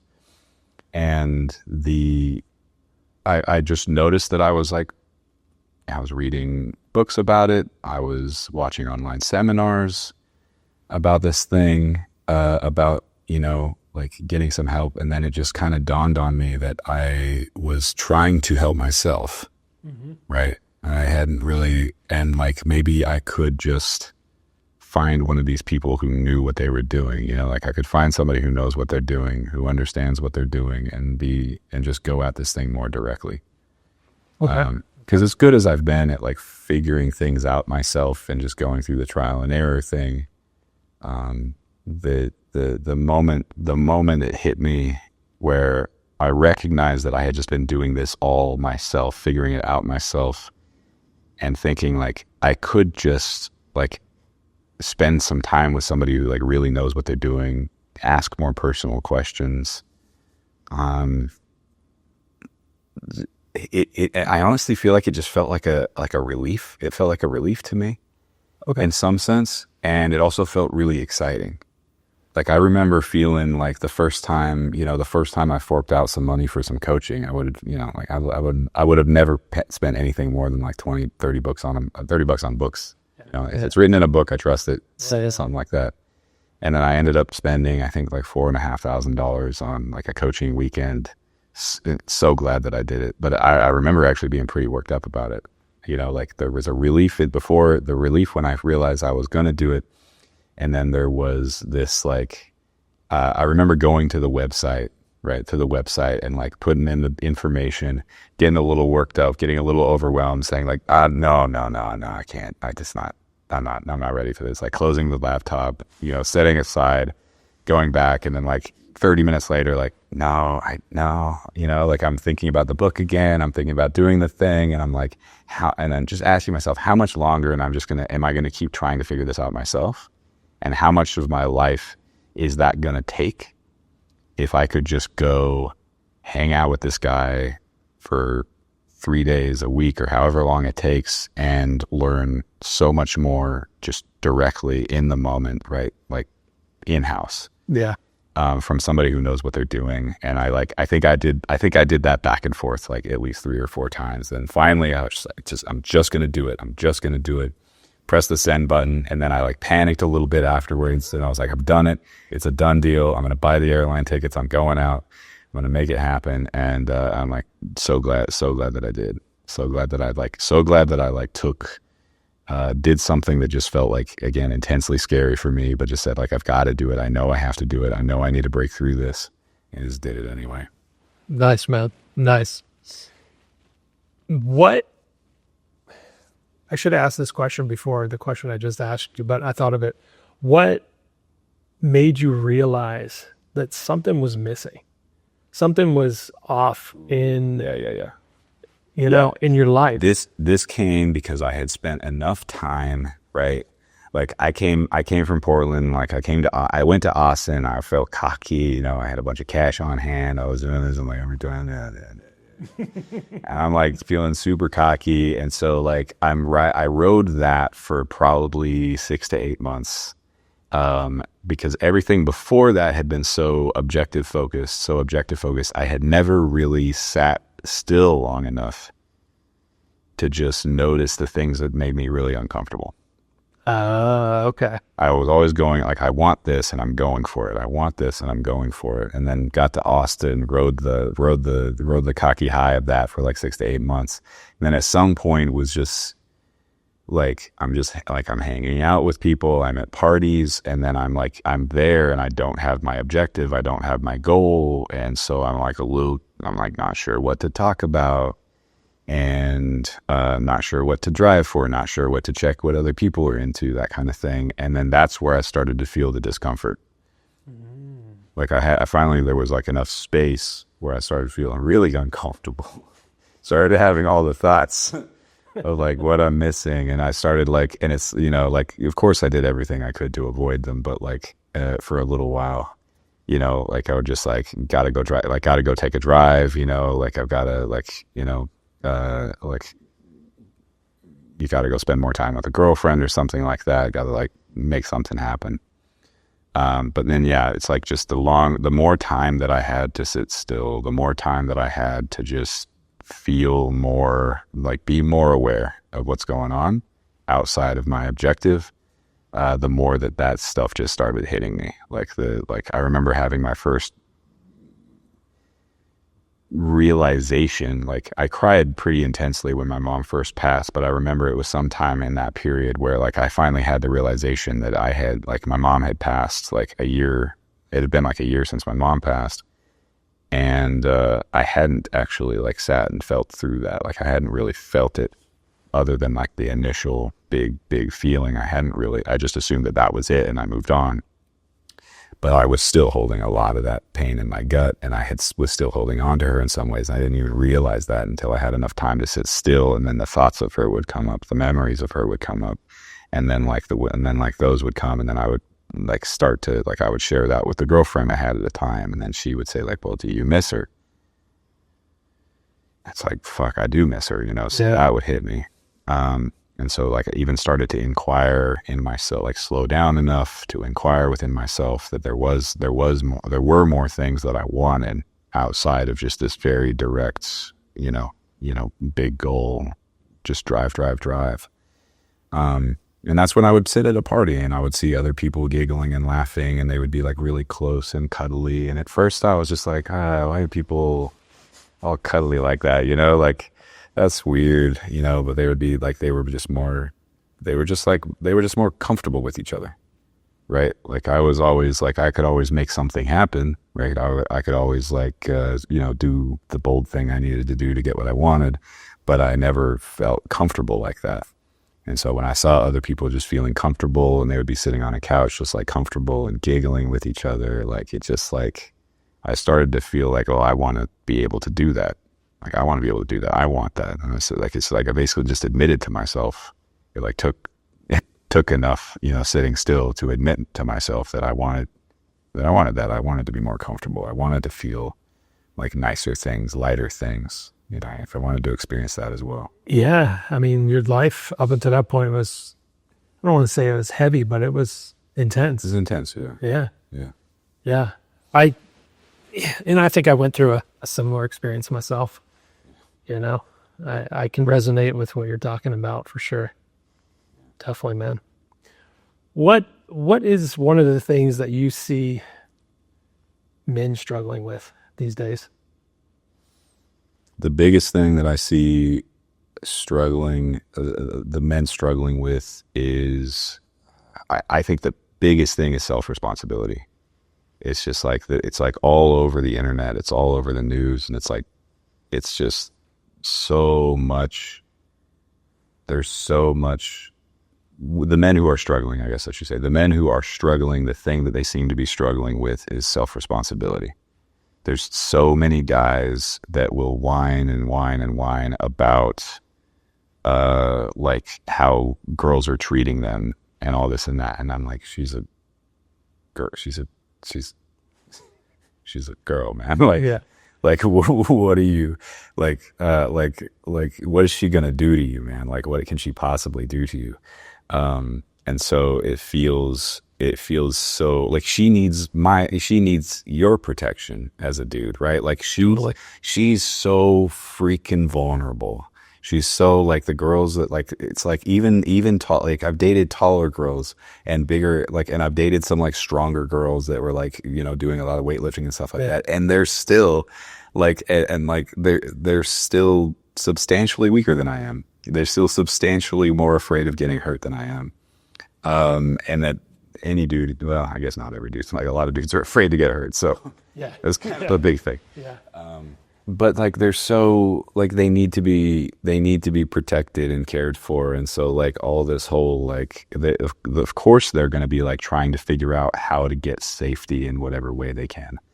And so like a lot of the stuff that dudes are complaining about that around like relationship, it to me just comes back to like not owning their own power.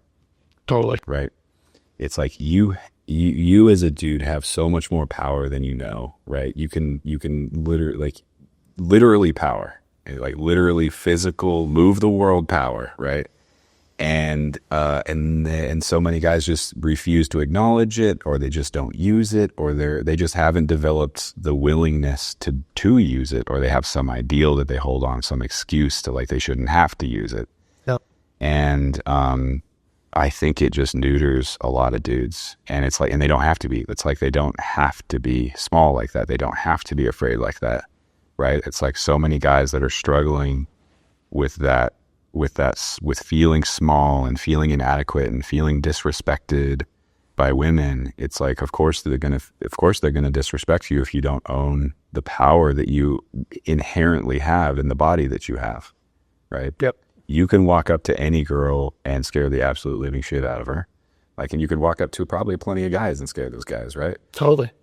I was going to say, it's not just, you're talking about like dudes' responsibilities to kind of women, but like we have a responsibility to the dudes in our lives as well. And it's like, yeah, like when you show up in that weak frame. Yeah. And that calls back to the conversation about trust with men we were having before too. It's just like a lot of dudes, it's like your usefulness is like, are you willing to take, to me, I guess, is, are you willing to take responsibility? Like, will you take responsibility for your needs, your emotions? Will you speak up when you need to, right? Will you ask for what you need? Will you get the job done, right? If you say you're going to do a job, will you get the job done, right? Like if I let a dude borrow my truck, is he going to bring it back? You know, is he going to take care of it? Is he going to clean it? Is he going to bring it back nice, cared for? Or is he going to like leave a bunch of mud on the floorboards and all that kind of stuff? Like, Is he going to fill up the tank? you gotta fill up the tank, you know, like it's just like stupid little shit, but like taking care, like actually like respect, like if he respects himself, if he respects my stuff, he respects me in that way, which also to me comes down to like your power, your responsibility. Like, will you expend the energy to like make the thing happen that you want to make happen? Totally. Yeah. Will you put yourself out there? Yeah. That's the big thing. Will you put yourself out there? Right? Yeah. Yeah. We're kind of doing that right now. Yeah. Yeah. Absolutely. So what's the future hold? Ooh, the future is exciting. The future is a little bit vague to me, and it makes me very uncomfortable. The one thing that I'm feeling quite confident about is just continuing to step forward into this like unknown social space for me, this unknown unraveling, and also building out this like coaching practice of my own with Alex, and cooperate, like, building a cooperative venture in that sense to help guys who are struggling, like to help guys who just like won't own their own power, to show like the thing that I think most inspired by in that sense is to give guys a space to express their power, who are either unwilling, just don't know they have it, or just scared of it, scared of what it can do. Yeah. Like, give them a space to step forward and own their power, where they can see how fruitful it is. They can see directly with their own eyes how fruitful it is. See the reaction in other people, see the trust and the safety built in the people around them, and this feeling of solidity in themselves when they step forward and do something with their own power. I really like seeing that, and so we're going to continue going that direction. I don't know if that's the big thing for me. I don't know if that's my life passion, but I know that I like doing it right now, and I'm learning a lot from it. So we're going to continue to build that practice out for now. And I'm committed to it. Like, there's a couple guys, like, we're all kind of like, like financially, like responsible to each other in this way. And so it's like, I'm going to keep going as long as we can keep going. I'm going to keep putting my part into it, and they're going to keep putting their part into it, to see where that goes. And, and otherwise, like, personally, wanting to find out how I can, because I've always gone for what I wanted, right? Like, I've always gone for what I wanted. And the more that I dive into this like open space of trusting other people more, there's something in me that I'm still getting in touch with, which is what we talked about, like what you mentioned earlier, which is wanting to do something for somebody else, like wanting to do something for other people, like just genuinely for other people. And I'm still finding it, because my life has been about me. It's been about getting what I want. And I've done really well in that regard. And opening up to trust other people has actually brought in like the element of getting, like, to really connect and to really be connected socially is to get a bigger group of people what they want, right? It's to serve in that way. It's to use my drive and my go hard to like get, other people what they want, right? So that we have, and then we can be more connected and bonded in that way, to care for somebody else. And, still working that out, but that's kind of what I see for myself in the long run, is going more and more that direction. Nice, man. Awesome. I love it. Yeah. Well, thanks for coming on the show. Appreciate it. Absolutely. And some great storytelling in there, man. Thanks for the talk, and thanks for giving me the opportunity, man. Yeah, appreciate it. My pleasure.